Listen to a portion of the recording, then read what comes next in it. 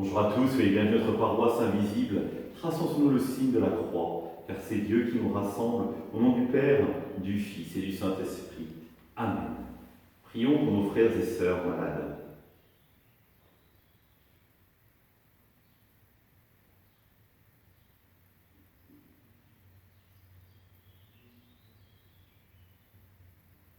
Prions pour les soignants et tous ceux qui œuvrent pour le bien commun.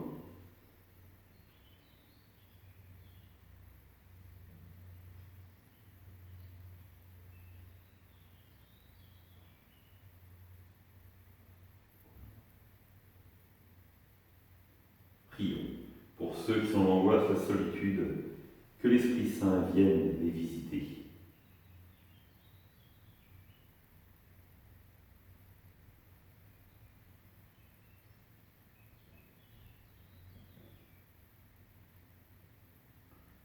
Pour manifester notre communion, je vais maintenant allumer cette bougie au cierge pascal.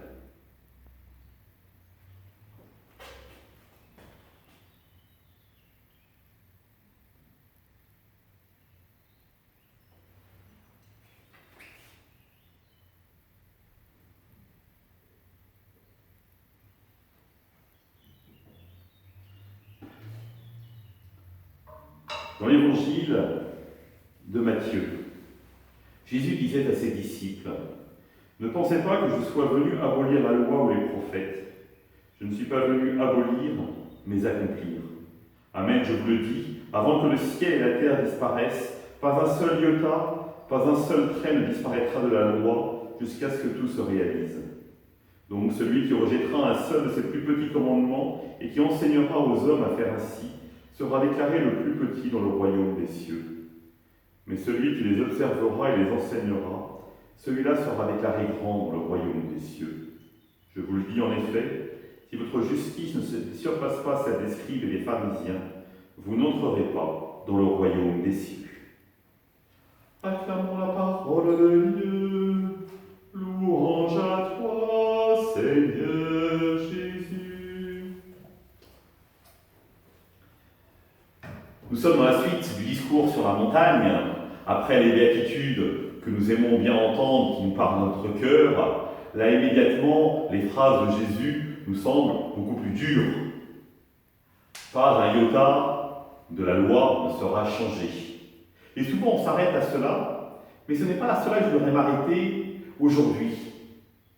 Jésus nous dit : ne pensez pas que je sois venu abolir la loi et les prophètes.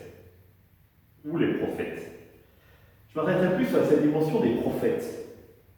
La loi, vous le savez, les 613 commandements, difficulté de les suivre. Jésus nous dit : attention, pas un iota de la loi ne changera. Mais Jésus n'est pas venu non plus abolir les prophètes. C'est-à-dire que la dimension prophétique de l'homme doit continuer à être. Rappelez-vous, les prophètes, vous les connaissez. Élie qui va défier les prêtres du Baal. Isaïe qui va au contraire voir le peuple en disant : vous provoquez, votre vie est une vie d'iniquité parce que vous volez le pauvre. Et donc, ils actualisent la parole de Dieu pour le peuple aujourd'hui. Et ça permet au peuple de revenir à Dieu. Telle était la place du prophète. Le prêtre est celui qui servait d'intermédiaire, et le roi, c'est celui qui gouvernait le peuple.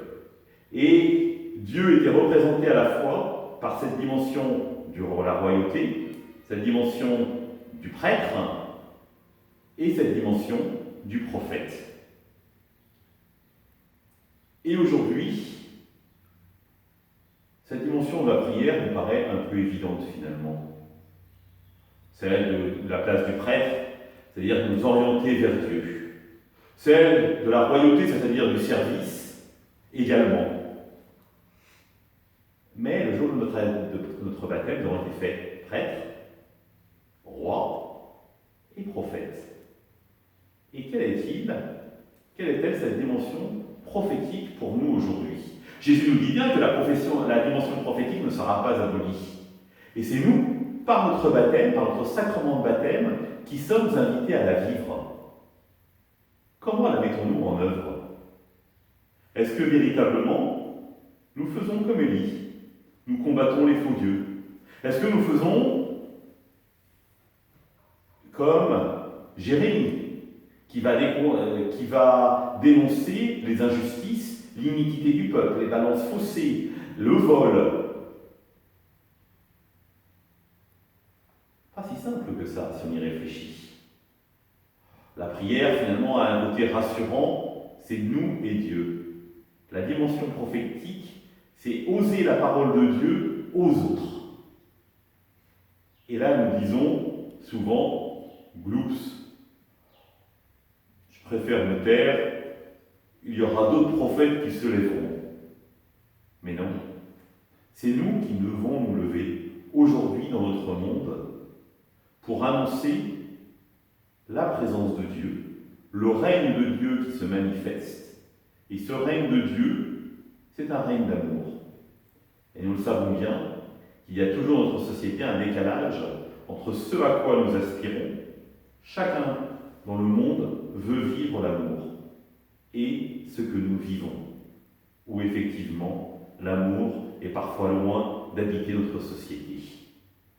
Alors oui, frères et sœurs, soyons des prophètes pour notre temps, annonçons à temps et à contre-temps ce règne de l'amour qui vient, ce règne du Christ qui vient, en l'annonçant et surtout en le vivant au cœur de notre société.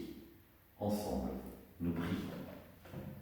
Notre Père, qui es aux cieux, que ton nom soit sanctifié, que ton règne vienne, que ta volonté soit faite sur la terre comme au ciel. Donne-nous aujourd'hui notre pain de ce jour. Pardonne-nous nos offenses, comme nous pardonnons aussi à ceux qui nous ont offensés. Ne nous laisse pas entrer en tentation, mais délivre-nous du mal. Amen. Que le Seigneur nous bénisse, nous accompagne notre journée, nous garde dans la paix. Au nom du Père, du Fils et du Saint-Esprit. Amen. À demain.